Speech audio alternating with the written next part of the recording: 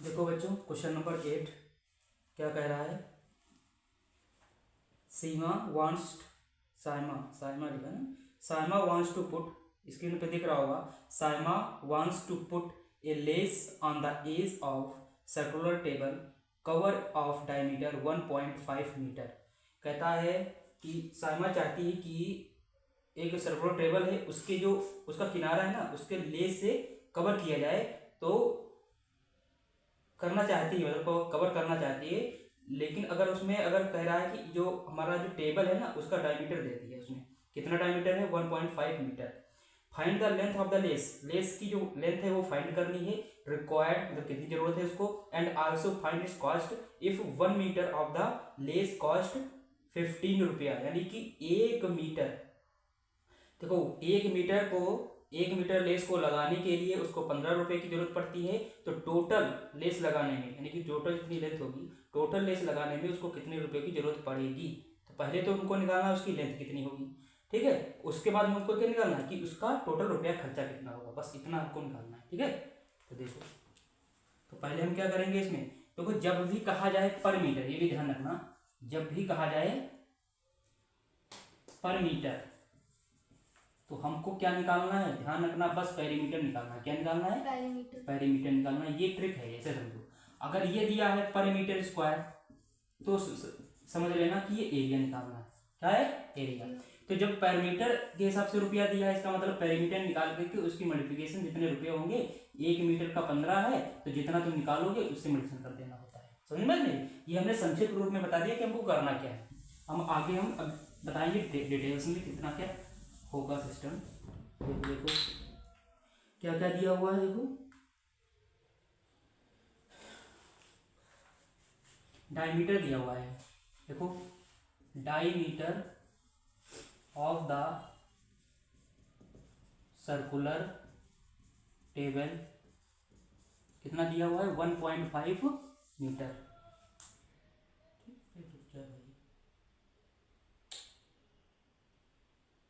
1.5 metre. उसके बाद में देखो क्या कह रहा है, तो यहाँ से ये डायमीटर है, तो इसका मतलब ये डी की वैल्यू दी हुई 1.5 मीटर। तो डी किसके इक्वल होता है, 2r के इक्वल होता है, 1.5 मीटर, यानी कि r यहाँ से निकाल लेंगे। r कितनी आ जाएगी, 2 है ना, कितनी आ जाएगी बताओ। यहाँ अगर इसको हटाएंगे 0, 5 3 जा और 5 4 जा, तो 3/4 मीटर आ जाएगा। समझे ना मेरे। अब देखो समझो मेरी बात को, अगर मैं इसको ऐसे एक फिगर बना लूँ और ये हमारा सर्कुलर टेबल, जिसकी जो रेडियस दी हुई है, ये कितनी रेडियस दी हुई है, 3/4 मीटर, 3/4 मीटर, ठीक है। ये एक टेबल है जिसमें लेस लगाना है उसको। तो क्वेश्चन देखो क्या कह रहा है आगे, find the length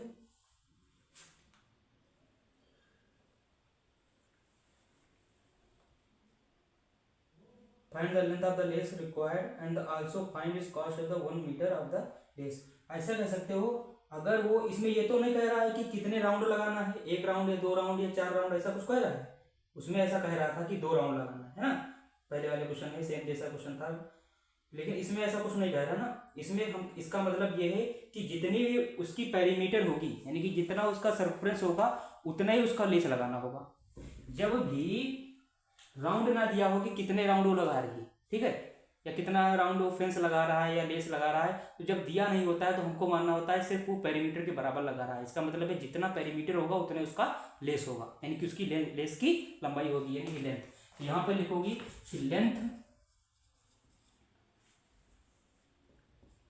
length of the lace equal to किसके होगा, पेरीमीटर ऑफ द सर्कल। बोलो होगा नहीं होगा बताओ भाई, जो भी सर्कमफ्रेंस या पेरीमीटर इस वृत्त का होगा, सर्कल का, वही क्या होगा, लेस की लेंथ होगी। समझ में नहीं, मतलब मेरे पास में ऐसे लेस मेरे पास था और इसको हमने क्या किया, इसको हमने फोल्ड करके क्या बना दिया, एक सर्कल बना दिया, ऐसे करके उसने किया। समझे में नहीं, जब इसको ऐसे सीधा करोगे तो वो लेस ही बन जाएगा, और उसी लेस को क्या है, उसी पेरीमीटर पर लगा दिया उसने। तो हम कहेंगे एल की वैल्यू जो होगी वो किसके बराबर होगी, पेरीमीटर का सर्कल होता क्या, पेरीमीटर 2πr होता है। आर की वैल्यू मुझे पता ही है ना, तो एल इक्वल टू क्या रखेंगे, 222/7, और आर की वैल्यू 3.4 मीटर में दिया हुआ है, ये भी ध्यान रखना। अब क्वेश्चन में देखो क्या कह रहा है, सेंटीमीटर में तो नहीं कह रहा है, तो 3.4 ही रखेंगे यहाँ पे। क्या रखेंगे? 3/4 रखेंगे। ठीक है, तो ये मीटर में आ गया, ध्यान रखना। वो पर मीटर के हिसाब से दे रहा है, पर सेंटीमीटर के हिसाब से दे रहा है। देखो 1 मीटर का है, इसका मतलब मीटर में ही रखना है, सेंटीमीटर में चेंज नहीं करना है। तो देखो जो भी कैंसिल हो रहा कर दो, 2 1 2 2 2 जा, और 2 1 2 2 1 2 2 1 2, ऊपर 11 आया, 11 इंटू 3, नीचे क्या है 7। ठीक है, एल इक्वल टू क्या आ जाएगा? 33/7। ये हमारी एल की वैल्यू आ गई। इसको अगर पॉइंट में कैंसिल हो नहीं, पॉइंट में आएगा। ये तो पहला आंसर हो गया, ये है फर्स्ट आंसर। अब कह रहा है कि ये तो आ गया इतने मीटर, यानी कि इसको अगर मैं चेंज करूँ पॉइंट में तो कितना आएगा? 5 बार जाएगा नहीं, 4 बार जाएगा, 4 पॉइंट करके आएगा। 7 4 जा 28 होता है, कितना बचेगा? 3 2 5, यानी कि 7 7 जा 7 7 जा, यानी कि 7 7 जा 7, यानी कि इतना आ जाएगा 4.71 कितना मीटर। अब समझो 1 मीटर को लगाने में उसको कितना रुपया लगता था? 15 रुपया। बोलो लगता नहीं लगता? अब हमारे पास में है कितना? 4.7 मीटर है, तो इससे क्या करा देंगे? 4.7 से क्या करा देंगे? मल्टीप्लिकेशन करा देंगे। ये तो हमने शुरुआत में बताया था भाई, 1 मीटर का 15 रुपया लगता है ना। और 4.7 मीटर यहाँ पे लिख लो, 4.7 मीटर लगाने में कितना लगेगा? इसकी मल्टीप्लिकेशन 15 से कर देंगे। ठीक है, जैसे हम कहें एक टाफी अगर मिलती है 2 रुपये की, तो 50 टाफी कितने की आएंगी? यानी कि 100 रुपये की आएंगी। सीधी सी बात, वही वाली बात यहाँ पर। तो देखो बस मल्टीप्लिकेशन करना, आंसर आ गया सेकंड।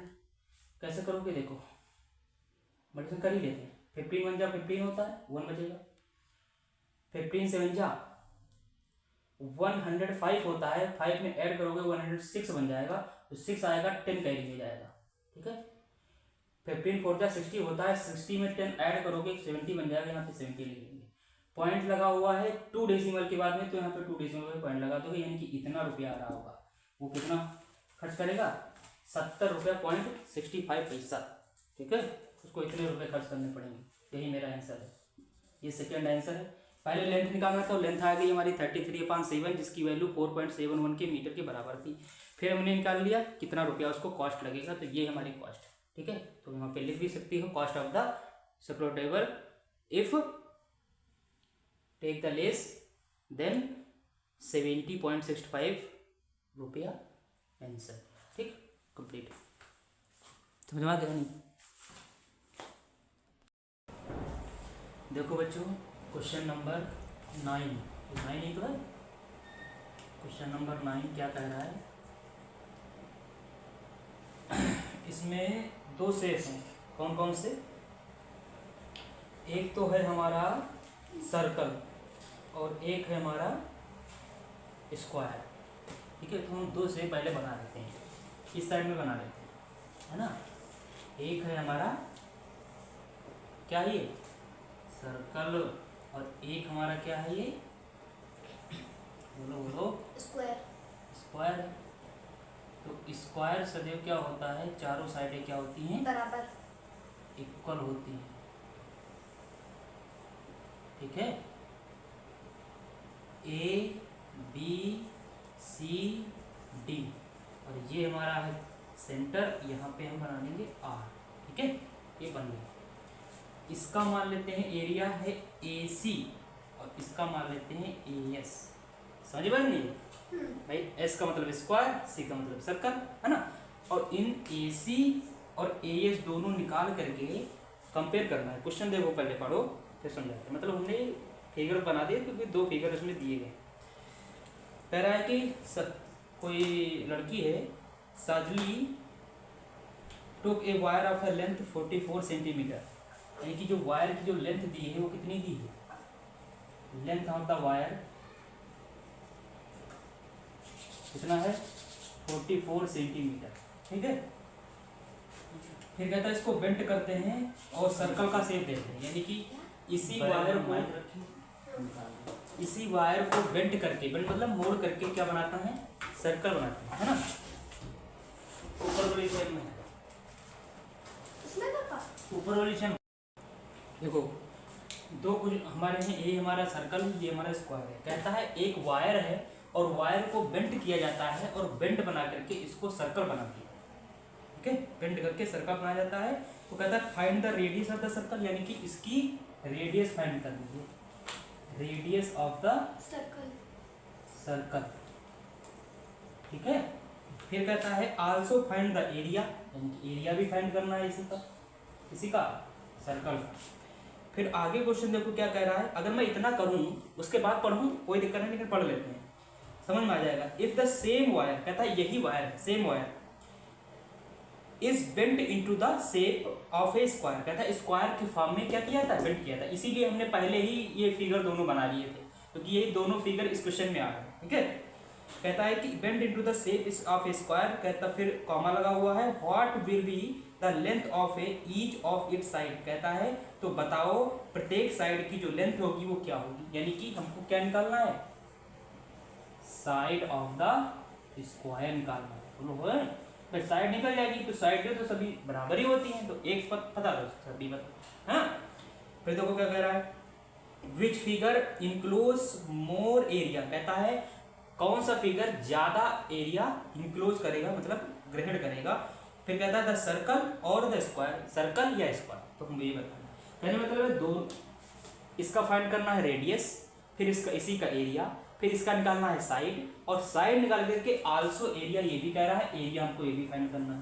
फिर कहता है इन एरियाओं को, यानी कि इन दोनों एरिया का क्या करना है, कंपेयर करना है, कौन सा बड़ा कौन सा छोटा, कौन सा लार्ज कौन सा स्मॉल। तो ये ध्यान रखना, पहले हम क्या करेंगे, सर्कल पे काम करेंगे, तो निकालेंगे सर्कल का जब हम इसको बेंड करते हैं बेटा, जब इसी चीज को, जैसे हम कहें ये वायर मेरे पास में, अब इसको बेंड करके हमने क्या बना दिया, एक वृत्त बना दिया, तो ये जो लेंथ है इस वायर की, वही हमारी क्या बन जाएगी, उस वृत्त की परिधि बन जाएगी, यानी कि सर्कम्फ्रेंस ऑफ द सर्कल, है ना भाई। देखो length of the wire equal to circumference of the circle, ठीक है। तो ये बात ध्यान रखना।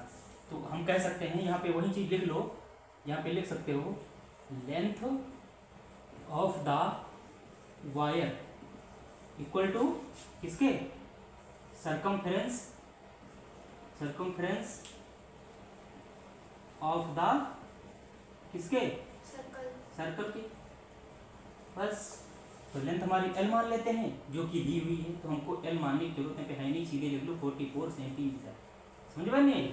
और सर्कम्फ्रेंस का मतलब क्या होता है, 2 पाई r होता है, तो यहाँ पे देखो 2 पाई r इधर ले आओ और 44 सेंटीमीटर इधर ले लो, ठीक है। अब हम क्या करेंगे, r इक्वल टू यहाँ से निकाल लेंगे, r इक्वल टू क्या आएगा, 44/2 पाई आएगा, बोलो आएगा नहीं आएगा, पाई की वैल्यू रख देंगे, पाई की वैल्यू जैसे रखोगे तो 44/2 इंटू पाई की वैल्यू 22 और 7 ऊपर चला जाएगा, चला जाएगा नहीं चला जाएगा। देखो ये पूरा कैंसिल हो रहा है 44 से, भाई 22 का डबल ही तो 44 होता है, 44 को कैंसिल कर देंगे, आर की वैल्यू क्या आ जाएगी, 7, बोलो आ जाएगी नहीं आ जाएगी, ये सेंटीमीटर। तो पहला आंसर मेरा पता चल गया नहीं पता चल गया, 7 सेंटीमीटर, है ना। अब हमको एरिया निकालना है, जब तक रेडियस नहीं पता चलेगी तब तक एरिया कैसे निकाल लोगे नहीं निकाल भाई। अब रेडियस पता है तो एरिया भी पता चल जाएगा। तो देखो area of the circle, area का फार्मूला क्या होता है, पाई r स्क्वायर। अब ये एरिया जब लिखना है तो AC लिखना भाई, सर्कल का, तो 22/7, r की वैल्यू क्या रखेंगे 7 सेंटीमीटर, तो 7 इंटू 7 से एक 7 कैंसिल कर देंगे, तो AC की वैल्यू क्या आ जाएगी, 7 4 जा 8, 7 2 जा 14 और 7 2 जा 14, 14 1 154 सेंटीमीटर आ जाएगा। ये एरिया है तो सेंटीमीटर स्क्वायर में रहेगा, रहेगा नहीं रहेगा। अब किस पे काम करना है, स्क्वायर पे। तो स्क्वायर में कह रहा है अब इसी वायर को इसमें बेंड किया था, इसका मतलब ये है कि perimeter of the square equal to length of the wire, होगा नहीं होगा। हाँ तो देखो यहाँ पे देखिए, इसको हटा दीजिए, यहाँ पे हम सीधे क्या कर दें, सी लिख देते है ना, यहाँ पे हम लाइन खींच करके आगे बता सकते हैं। तो देखो यहाँ पे हम बताएंगे क्या, जो लेंथ होगी L वो किसके बराबर होगी, बोलो पेरीमीटर के बराबर होगी, किसके, पेरीमीटर ऑफ द स्क्वायर। देखो फर्स्ट पार्ट हो गया, अब सेकंड पार्ट करेंगे, फिर फर्स्ट पार्ट और सेकंड पार्ट को कंपेयर कर देंगे। तो L इक्वल टू क्या बना देगा, पेरीमीटर होता क्या है इसका, बोलो 4 इंटू साइड होता है, होता नहीं होता भाई, चारों साइडें बराबर होती हैं, पर ये भी साइड अगर A है तो ये भी A होगी, ये A है तो ये भी A होगी। इसका मतलब है इन सभी को जब जोड़ोगे तो A सभी जोड़ोगे 4 बार तो 4A बन जाएगा, 4A मतलब 4 इंटू साइड, तो L की वैल्यू तो दी ही 44 सेंटीमीटर, और 4 इंटू साइड, तो यहाँ से क्या करेंगे 4 इंटू साइड ए यहाँ उठा लेंगे 44 सेंटीमीटर। ए की वैल्यू क्या आ जाएगी 44/4 यानी कि 111 आ जाएगी। ए की वैल्यू क्या आ गई 11 सेंटीमीटर। बताओ साइड आ गई नहीं आ गई। यहाँ पर हमने यहाँ पे एरिया लिख दो, इसका कितना आया था 154 सेंटीमीटर स्क्वायर इसका एरिया आया था। और ये साइड ऑफ द स्क्वायर ये क्या है 11 सेंटीमीटर। अब एरिया मुझे पता करना है। एरिया क्या फॉर्मूला होता है pi r square. Pi r square होता है। अरे पागल, पाई आर स्क्वायर तो वृत्त का होता है, हमें निकालना है स्क्वायर का। स्क्वायर का बताओ, साइड का स्क्वायर क्या होता है साइड का स्क्वायर। तो ए इक्वल टू 11 का स्क्वायर कर दोगे, 11 का स्क्वायर क्या होता है, यहाँ पे ए मत रखना, यहाँ पे ए एस रखना, ए एस, ठीक है। कंपेयर करके कराना है आपको, अलग अलग करना भाई, ये भी हो जाएगा वो तो अलग हो जाएगा। तो इसका क्या होता है 1 to 1 होता है ना स्क्वायर भाई। 11 का स्क्वायर याद कर लो 1 to 1 होता है, लेकिन आएगा किसमें सेंटीमीटर स्क्वायर। तो बताओ कौन सा लार्ज है कौन सा बड़ा है, ये बड़ा है ए एस बड़ा है ए सी सी बड़ा है। तो यहाँ पे लिखेंगे ए सी ग्रेटर देन ए एस, समझो बनी ए सी ग्रेटर देन ए एस। तो यहाँ पे लिख सकते हो area of the circle is greater than area of square area of the square बस यही मेरा आंसर है। बस राइट डाउन।